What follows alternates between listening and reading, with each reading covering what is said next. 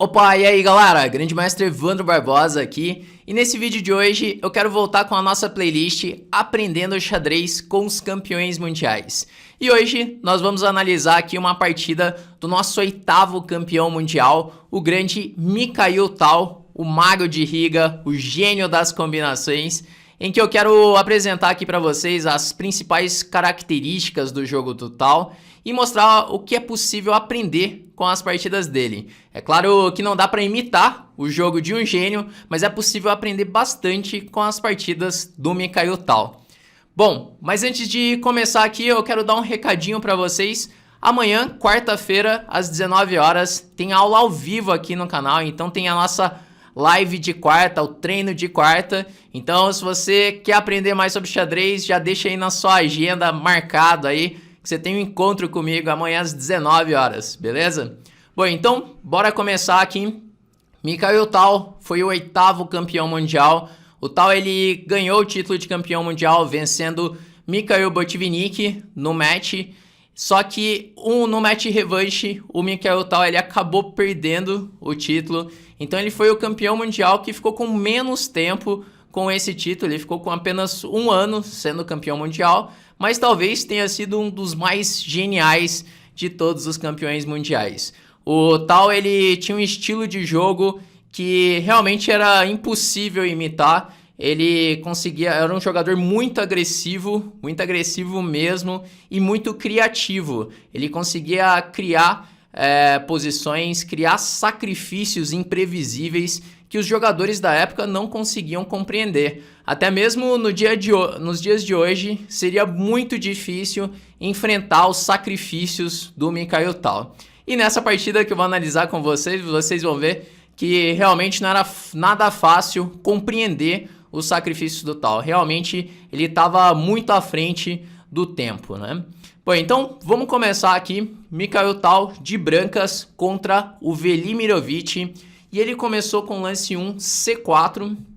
Então jogando uma inglesa. O Velimirovic respondeu com C5, que é a variante simétrica da inglesa. E aqui o Tal faz um lance B3. Então um lance raro nessa posição.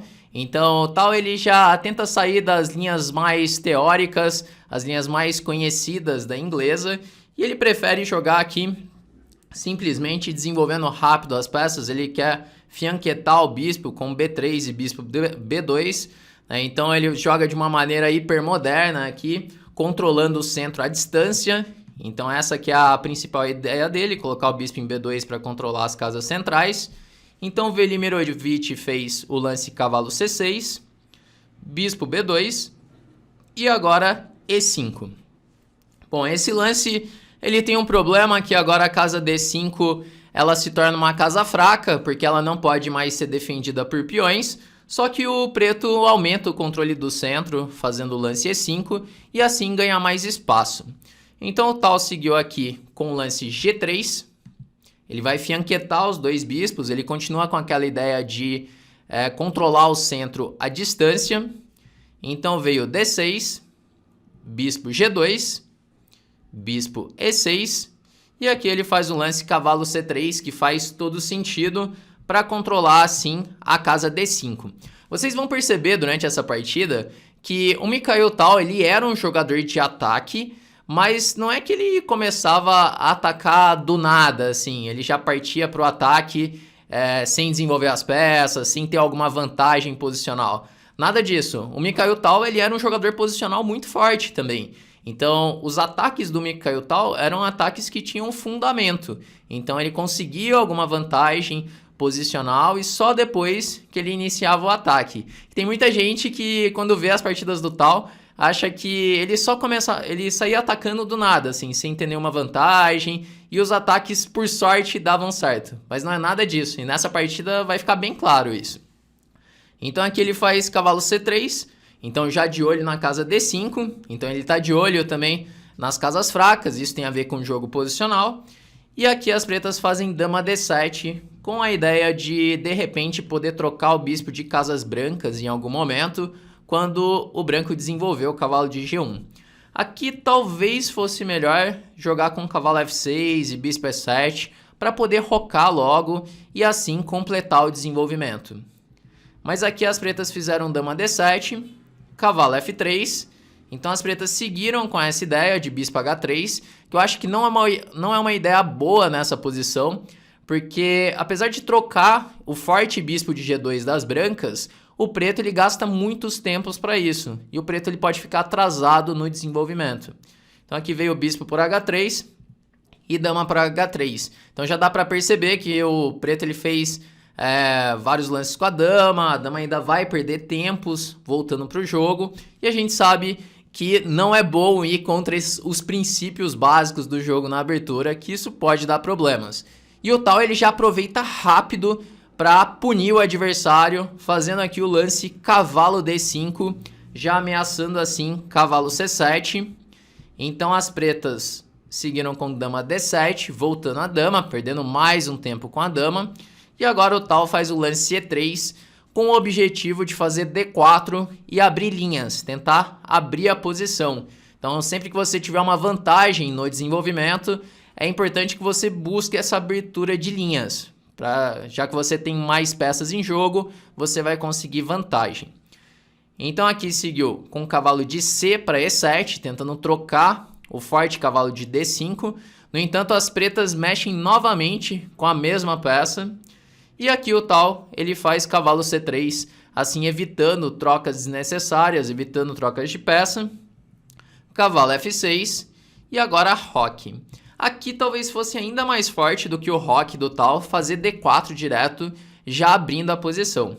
Mas aqui ele fez roque e as pretas aproveitaram para fazer o lance E4, assim atacando o cavalo de F3. E agora o Tal ele precisa tomar uma decisão para onde levar esse cavalo. Então esse aqui é um dos momentos que eu acho mais interessantes dessa partida, para ver assim a característica do Tal, o estilo de jogo do Mikhail Tal.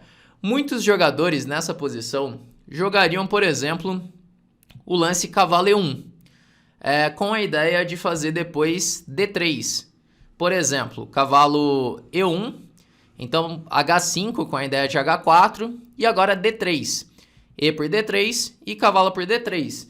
Seria uma maneira muito lógica de jogar essa posição, que agora o branco pode jogar com o cavalo F4 e levar o cavalo para D5, e o branco ele está com uma posição bastante confortável aqui.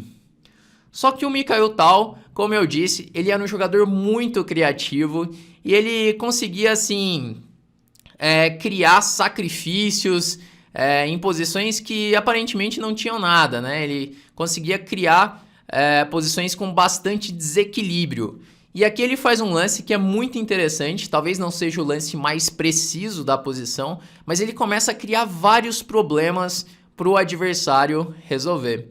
Então é importante nas partidas do Tal pensar nisso, que na prática, na hora da partida, não é fácil resolver todos os problemas.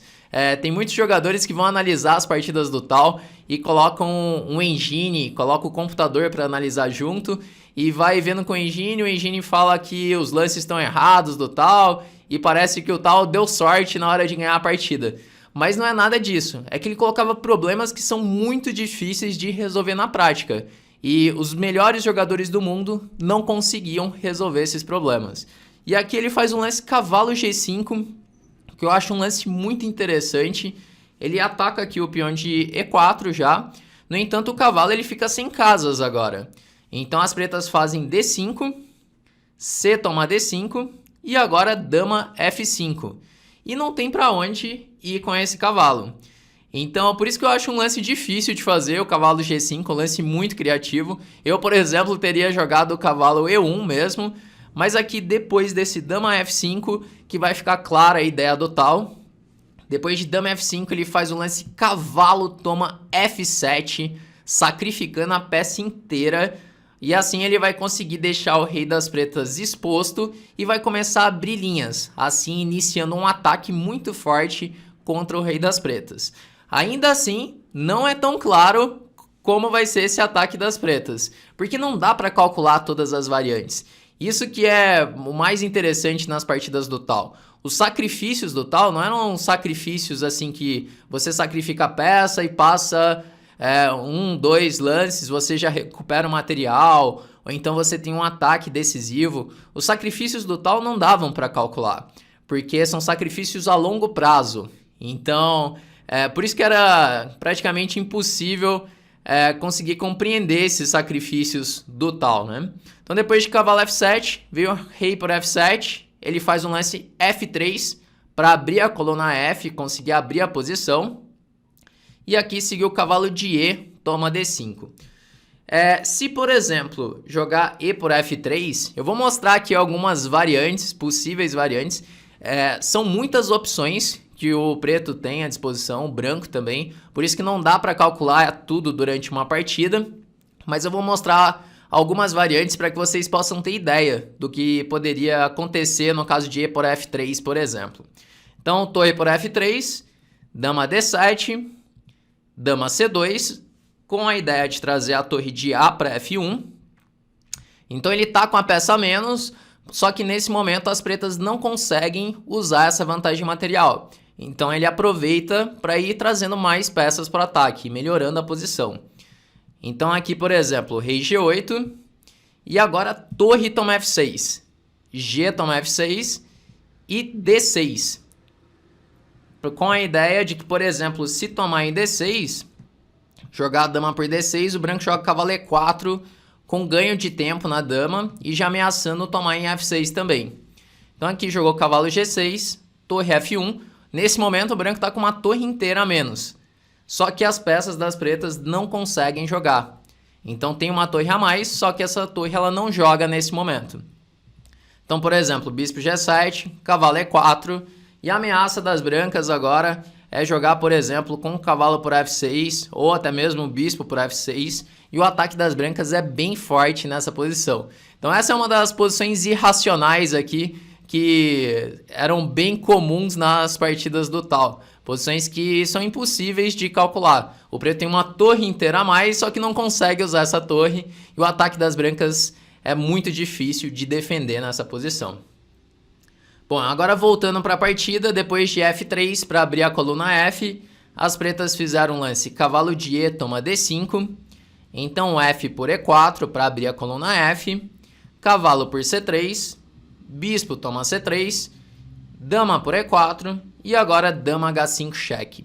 Bom, esse era um momento bem difícil aqui para as pretas, que depois do dama H5 cheque o preto ele tem algumas opções e não é tão fácil escolher para onde levar o rei nesse momento, ou se as pretas devem cobrir esse cheque com a dama. São muitas opções e as pretas acabaram fazendo o lance rei E6, que é um lance arriscado, trazendo o rei para o centro. Mas aqui, por exemplo, se jogasse um lance como rei G8, que parece ser um lance mais seguro, as brancas podem seguir com bispo por F6, G por F6, e agora torre por F6. E, por exemplo, dama E7, defendendo a ameaça de dama F7 mate. Então o branco poderia seguir com dama D5 cheque, rei G7 e agora dama G5 mate. Então o lance mais seguro aqui, o rei G8, ele já não funciona. E no caso de dama G6, é possível jogar com dama D5 cheque, rei E8... Então, dama por B7, essa era uma variante bem mais difícil já. Então, por exemplo, dama E4 para trocar as damas e agora dama A6. Então, não é tão fácil compreender que nessas posições tem compensação suficiente pela peça sacrificada. E esse tipo de coisa que o tal ele fazia assim muito bem, né? Posições que ele avaliava muito melhor do que o adversário essas posições irracionais.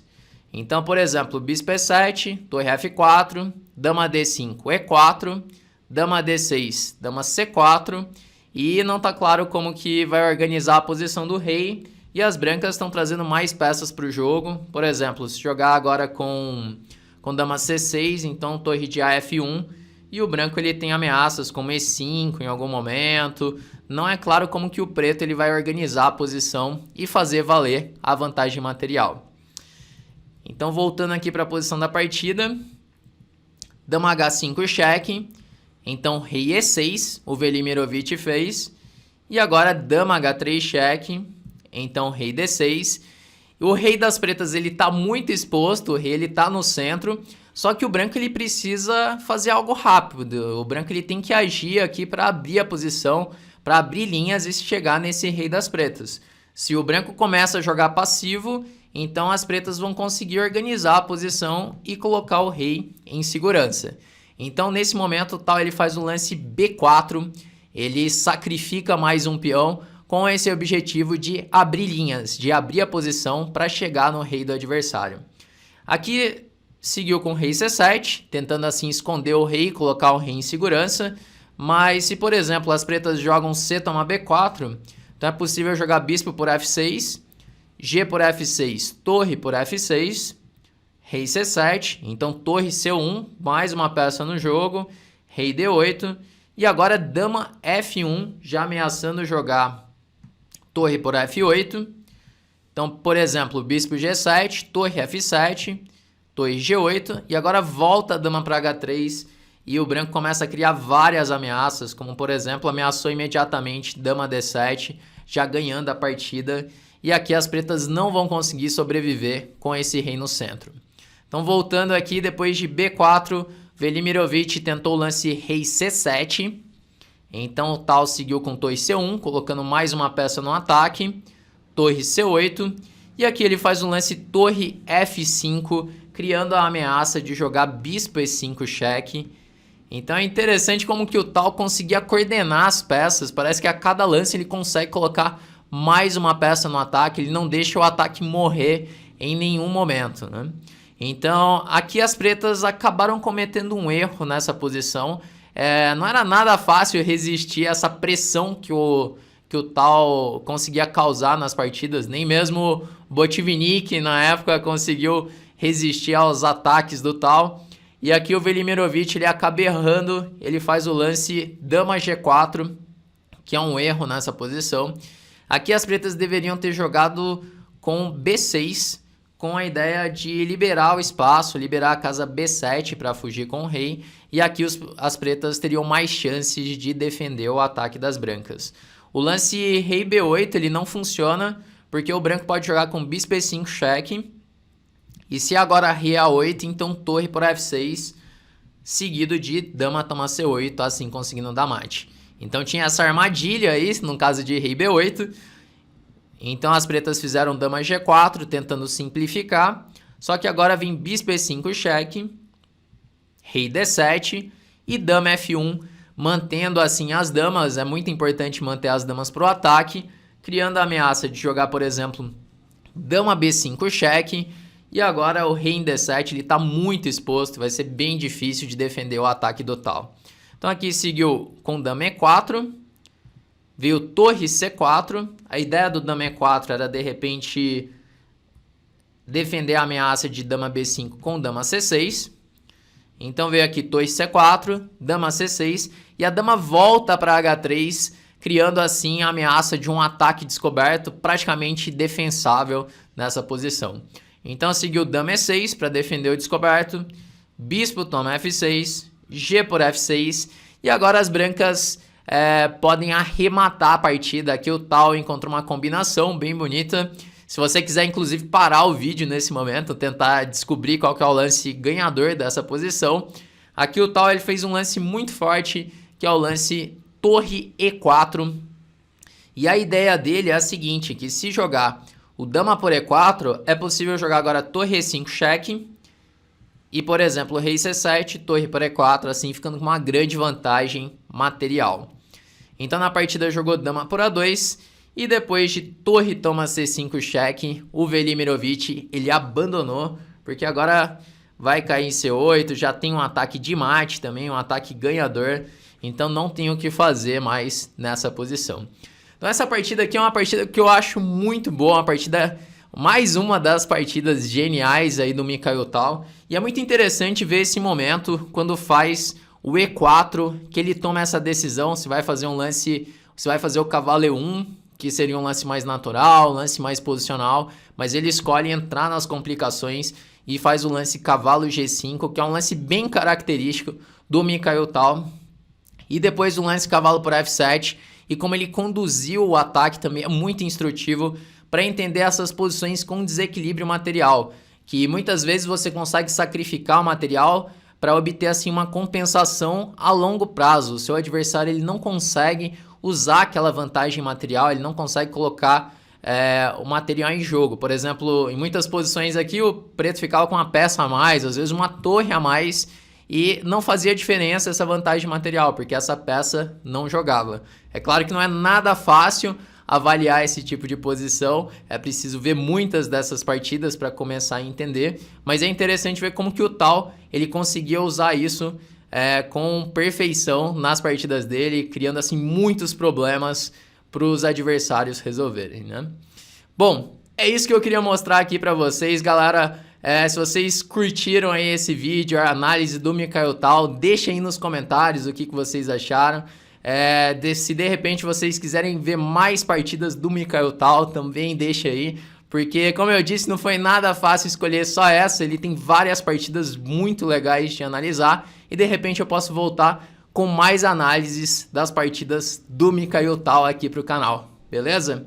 Bom, então é isso aí, galera, vamos encerrando por aqui, e eu vejo vocês amanhã no nosso treino de quarta às 19 horas.